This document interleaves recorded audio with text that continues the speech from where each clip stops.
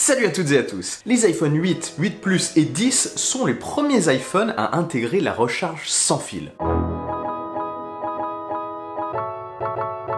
Une recharge sans fil déjà présente depuis quelques années sur certains appareils Android.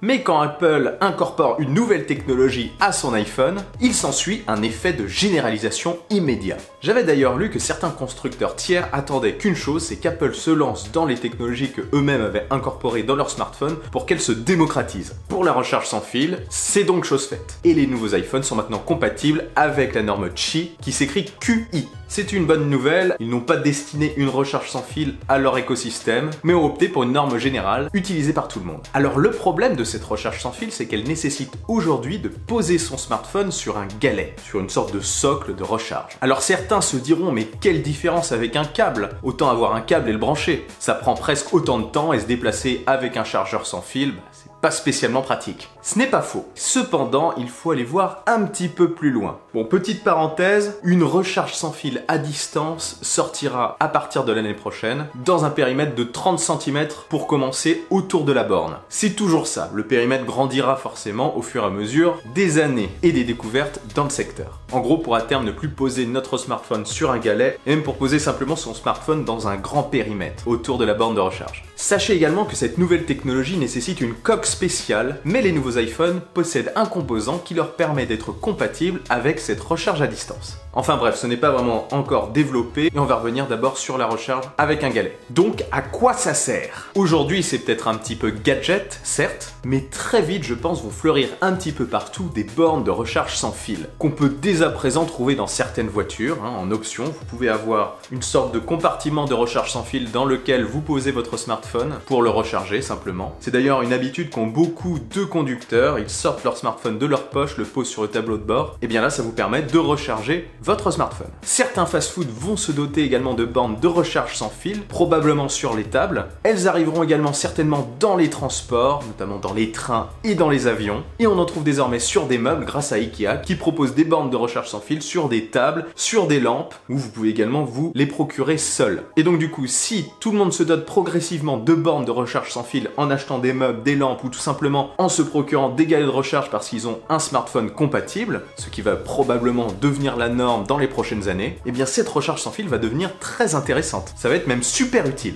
Adieu les problèmes de batterie. Vous pourrez simplement poser votre smartphone sur un meuble ou une borne de recharge sans fil chez vous, ou alors sur une lampe, enfin peu importe, sur tout support équipé d'une recharge sans fil. Lorsque vous travaillerez, vous pourrez le poser également sur votre bureau qui sera muni d'une zone de recharge sans fil. Lorsque vous déciderez de prendre votre voiture, il suffira de poser votre smartphone à l'intérieur pour qu'il se recharge. Lorsque vous irez chez des amis, vous pourrez également recharger votre smartphone sur une table basse, un bureau ou un galet de recharge par exemple. Et ça sera encore plus simple quand on aura la recharge à distance sans fil. Là en intérieur, vous ne vous poserez même plus la question de recharger ou non votre smartphone. Il en ira de même au travail, dans les bars, dans le train, comme au cinéma. Donc voilà, pour faire simple, en gros aujourd'hui c'est tout récent, mais d'ici un an ou deux ça sera super pratique. Bon, je sais qu'aujourd'hui la recharge sans fil c'est super lent, comptez 3 à 4 heures sur un galet, mais bon ça va sans aucun doute s'améliorer fortement avec le temps. Et peut-être avec des mises à jour tout simplement. D'ailleurs Apple proposera prochainement une mise à jour pour accélérer sa recharge sans fil. Bon, à mon avis, ce sera léger. La recharge sans fil, en plus, ça commence par les smartphones, mais ça finira certainement par se propager aux autres appareils. On pourra ainsi certainement recharger plus tard nos tablettes sans fil.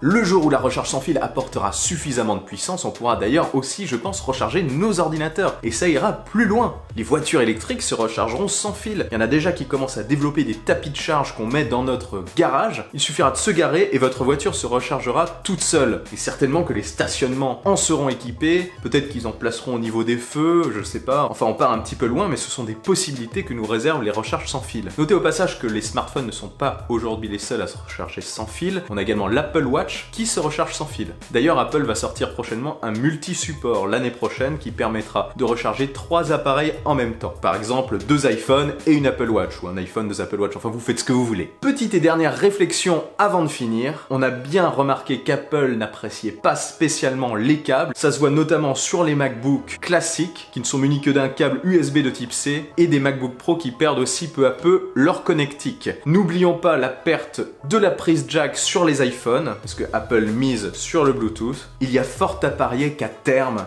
on perde également notre câble de recharge. Pas tout de suite, ne paniquez pas. Mais lorsque la recharge sans fil sera déployée partout et que ce sera une norme, il me paraît logique par rapport à leur façon de faire, de supprimer le câble. Donc d'ici quelques années, quand la recharge sans fil sera une norme et totalement courante, on aura certainement un iPhone sans branchement. Adieu les câbles sur iPhone. Probablement d'ailleurs une dalle en verre sans bouton physique, je pense. La classe. Voilà, si cette vidéo vous a plu, n'hésitez pas à vous abonner à ma chaîne et à me suivre sur les réseaux sociaux, notamment sur Twitter et Instagram. Sur ce, je vous dis à la prochaine. Allez, salut! Pour vous abonner à ma chaîne, c'est simple, il vous suffit de cliquer sur le rond qui apparaît sur l'écran. Et vous pouvez aussi regarder cette autre vidéo.